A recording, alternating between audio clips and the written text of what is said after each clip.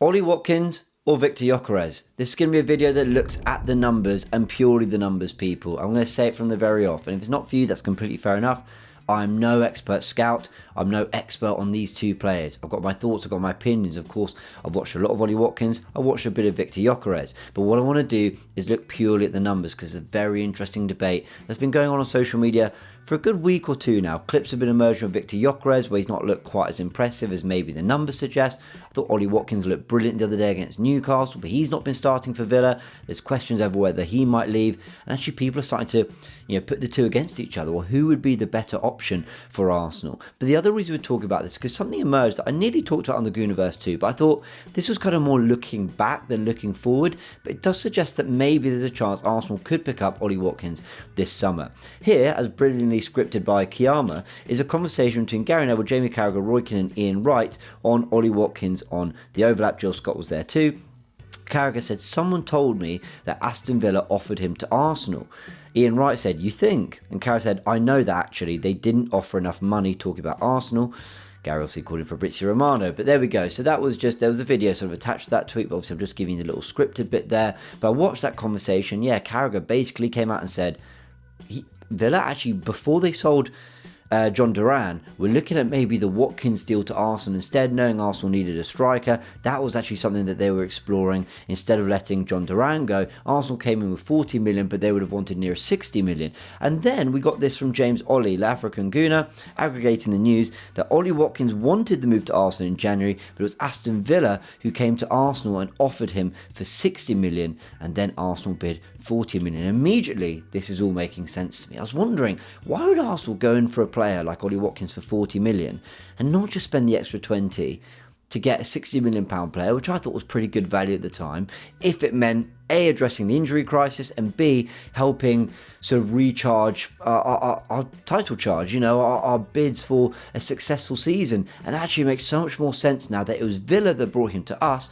and not us that actually went looking for him in the first place, as to why we didn't actually go and add that 50% extra onto the fee and pay 60 million instead of the 40 we bid. So that all makes a lot of sense. But what it does suggest is that he's potentially available this summer, and with him starting behind Rashford in key games, I think at the Etihad, I don't think Watkins started, but he definitely didn't in the Champions League, makes you think he may be available. And we know that David Ornstein has said that Arteta Berta is really keen on getting Gyokeres. So that is all the fluff around all this, right? The stuff you need to know, the context as to why we're having this conversation. So let's dip into the numbers. Here are the player profiles. Ollie Watkins is 29, Gyokeres is 26. I believe he turns 27 in a month, Gyokeres. Watkins and Gyokeres have slightly different frames. I think they play the position fairly similarly, but Watkins is 5'10", Gyokeres 6'2". Both of them are right-footed. Now, just on the player profiles, and just to give you a bit of an idea from my understanding of the differences of the players from what I've seen, I think both are considered real handfuls for defenders, and I think they're considered players that do their best work in the penalty area. I don't think you've got either one who's going to drop into midfield, who's going to give you that fourth midfielder, is going to be sort of a massively creative spark, though I think Watkins' assist numbers are very impressive, that's worth pointing out. But I think they're going to be nuisances in very different ways. I think with Gyokeres, it's more thrust and power and pace and almost aggression. And I think with Watkins, it's more intelligence and movement. I think it's pulling out wide. I think just kind of using his intelligence, and this is not me saying for 1 second that Gyokeres isn't an intelligent footballer. Look at the numbers he's got. But I think Watkins is more in terms of subtlety of movement, that kind of real understanding of where the ball's going to be in the box, pulling out wide, like I said, good combinations, work rate, that kind of stuff. Again, not a lot I'm talking about there, but slight differences that I see in the two. But let's go into the data, because that's what this video is all about. So I've got scoring data for the two of them. Let's start with the goals in their last two seasons. Ollie Watkins with 43 goals, Gyokeres with 91. Of course, Watkins playing there across Conference League, Champions League, Premier League, Carabao Cup, FA Cup, whatever. Gyokeres in Portuguese football, but the Champions League too. Their GA in the last two seasons for adding assists does actually propel Watkins right up there. Doesn't get to Gyokeres' numbers, but with 71 goals and assists in the last two campaigns, the numbers are still quite a way off, Gyokeres, but the point is assist numbers have made up for a lot of that gap in the sort of, output numbers there, with Gyokeres who's on 118 for the last 2 seasons, which are just absolutely extraordinary numbers.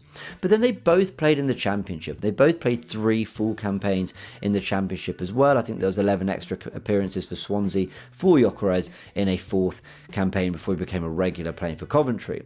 So in the Championship, I was about to say Champions League, 132 appearances for Watkins with 121 appearances for Gyokeres. In those 132 appearances, Watkins got 45 goals and 60 goals and assists altogether. Gyokeres got 41 goals and 56 goals and assists altogether, so more for Watkins, but in slightly less appearances. Gyokeres' numbers still very good, so there's really not a lot in it between the two there.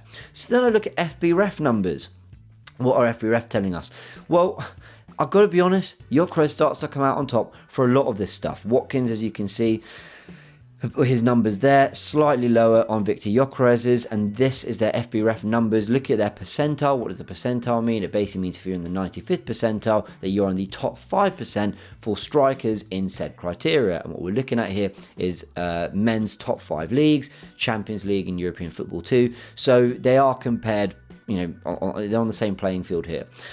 Gyokeres comes out on top on the shooting stats, and fairly considerably. You can hit the pause button if you want to have a look at this in more detail. Interesting though, the percentages of shots on target is at 41% for Ollie Watkins and at 40.9% for Gyokeres. So it does tell you that of the shots they get off, maybe Watkins does as much to ask a question of a keeper as Viktor Gyokeres. Let's go into their passing numbers. Neither particularly impressive. Ollie Watkins, I'm talking about Ollie Watkins here first, not particularly impressive. Pass completion at 73.8%, but 80% for Viktor Gyokeres. His numbers generally higher across the board, as you can see there. Key passes at 2.52 per game for Viktor Gyokeres, only 1.04 for Ollie Watkins too. Again, it's really important when we're going through all this that the leagues they're in, the styles of of play their teams have. Villa have sort of languished between 5th and 10th this season. Gyokeres and Sporting have been right up there. So, yeah, that's all important context to know as well. Let's look at the chance creating actions, because this is where Watkins starts to come out on top again. Yes, shot creating actions, that 3.85 per 90 is right up there for Viktor Gyokeres. It's better than 2.24 for Ollie Watkins. But in other stuff like goal creating actions, that's far higher at 0.46 in the 86th percentile. To Gyokeres is 0.15 in the 13th percentile, and other stuff like that as well. He comes out on top in. It just makes you wonder, again, does it kind of fuel the narrative that as an all-round player, or someone who maybe is going to be a bit more comfortable doing the other parts of the game around the pitch, that Arteta demands of a striker? Maybe Watkins is more suited to that than Viktor Gyokeres. That is an interesting question, but the numbers may be starting to fall in favour of Watkins there. And in the defensive side of things, look, neither again excelling massively here. Interceptions is up there for Watkins at 0.27. It's down at 0. Apparently doesn't make a single interception a game, Viktor Gyokeres. But again, it's not great either way, but Watkins... it's a lot of red on both boards, right? But Watkins coming out slightly better on the defensive side of things. That's probably to be expected again when you're looking at the teams they play, the style, that kind of thing.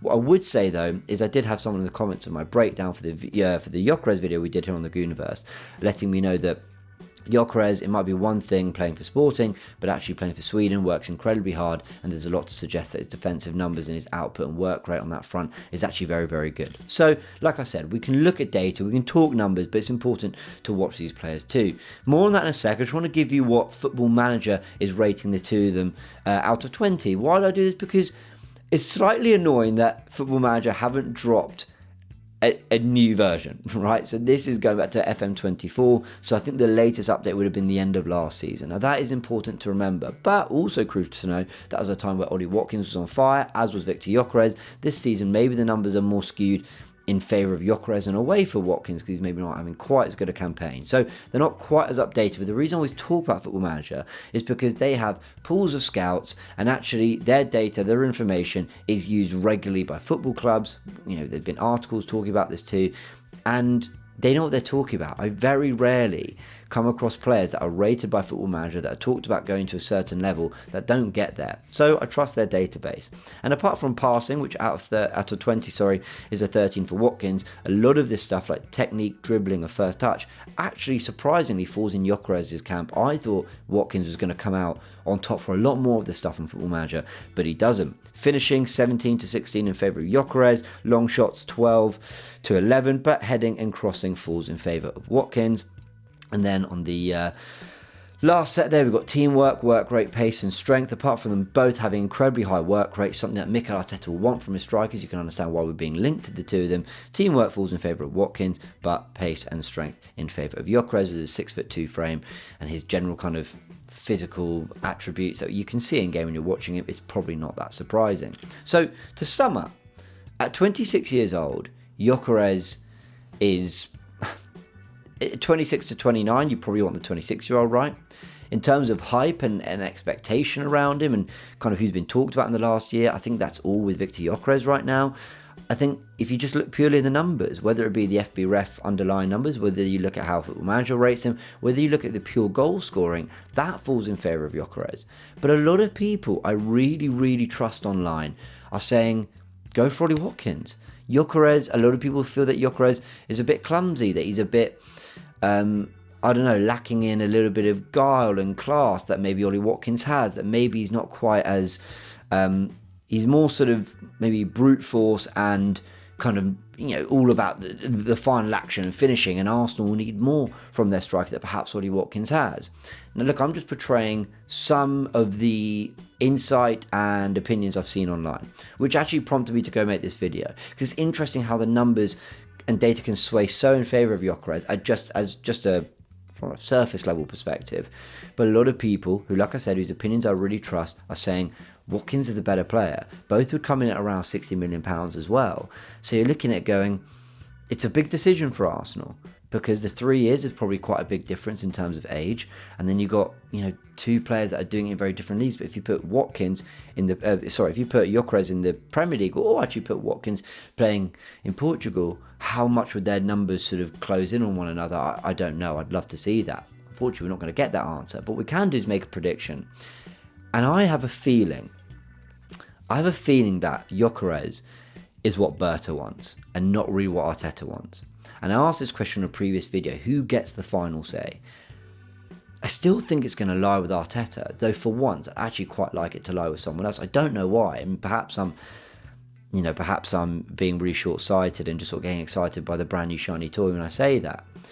But I would like Arteta to be able to focus on the coaching. I don't think the forward area is one he's excelled in really when it comes to rebuilding and adding to that area of the pitch. And I quite like Berta to be able to have a little bit more control over that. But I do think the decision's ultimately going to lie with Mikel Arteta. And I think if Mikel was given the choice of one or the other, I think he goes Ollie Watkins, in my opinion. Let me know your thoughts in the comment section below. And with that, I make my prediction that I actually think we will sign Ollie Watkins. And the problem is that Villa have a lot of, PSR is a concern for them. Of their revenues, a high percentage goes towards their player salaries. But I have a feeling they might go and replace Ollie Watkins if they get Champions League football again with Viktor Gyokeres. I do think that's a possibility. Or he'll go to Atletico Madrid. Let me know your thoughts in the comment section below. That's an early prediction from me. Like I said, this is just a look at the numbers, but we'll get experts to come on the channel and break it down and let us know who is the best option from not just these two, but Sesko, Ekitike, and many, many more. We'll discuss it here on the channel. Big thanks for tuning in. Go subscribe to the Goonerverse and the Goonerverse 2, and I'll see you very soon.